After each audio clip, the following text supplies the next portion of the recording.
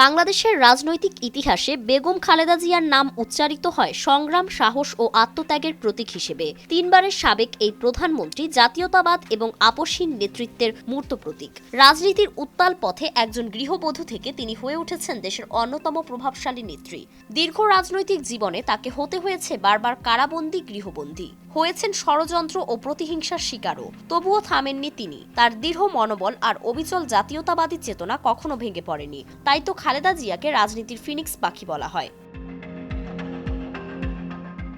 1981 সালে স্বামীর মৃত্যুর পর বেগম খালেদা জিয়া বিএনপির হাল ধরেন। 1991 সালে সাধারণ নির্বাচনে বিএনপির বিজয়ের পর তিনি দেশের প্রথম নারী প্রধানমন্ত্রী হন। সাধারণ ফ্যানের দিন শেষ, আকিস ফ্যানে বাংলাদেশ। পতিত হাসিনা সরকার তাকে 2018 সালে জিয়া আরফানেজ ট্রাস্ট দুর্নীতি মামলা এবং জিয়া চ্যারিটেবল ট্রাস্ট দুর্নীতি মামলায় মোট 17 বছরের কারাদণ্ড দেয়। সব মিলিয়ে বেগম জিয়ার নামে মোট 37টি মামলা করেছিল ফ্যাসিস্ট হাসিনা। তাছাড়া 2020 সালের মার্চ মাসে তাকে 6 মাসের জন্য গৃহবন্দী করা হয় এবং রাজনীতিতে তার অংশগ্রহণও নিষিদ্ধ করা হয়। গণ অভ্যুত্থানে হাসিনা সরকার পতনের পর 27 নভেম্বর 2024 তারিখে বেগম জিয়া দুর্নীতি মামলাগুলো থেকে খালাস পান।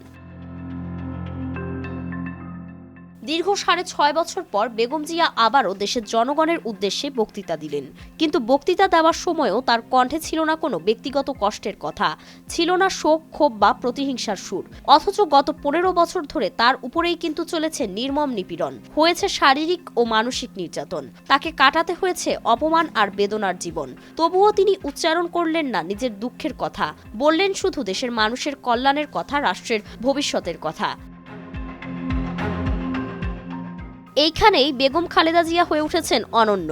যখন অনেক রাজনীতিবিদ নিজস্ব বেদনা ও স্বজন হারানোর গল্পকে সামনে টেনে আনেন, তখন তিনি ব্যক্তিগত যন্ত্রণাকে আড়ালে রেখে জাতির কথা বলেন। আর এই উচ্চ মানসিকতাই একজন প্রকৃত রাষ্ট্রনায়কের পরিচয় দেয়। দুর্নীতির অভিযোগে গ্রেফতার হওয়ার আগে নেতাকর্মীদের উদ্দেশ্যে তিনি বলেছিলেন, আমার জন্য হরতাল ধর্মঘট নয়, দেশের মানুষ কষ্ট পায়, তাই এসব কর্মসূচি থেকে বিরত থাকো। অন্যদিকে পতিত সরকার প্রধান দিল্লি থেকে তার নেতাকর্মীদের আহ্বান জানিয়ে বলছেন, আমাকে ফিরিয়ে আনতে ধর্মঘট করো, আরো মানুষ নামাও রাস্তায়।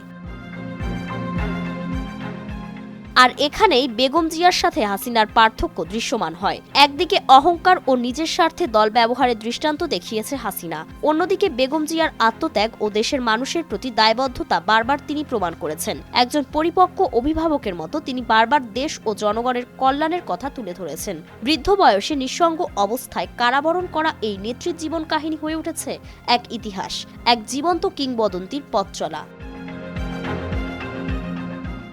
ফারিন রহমান প্রীতি, নয়া দিগন্ত।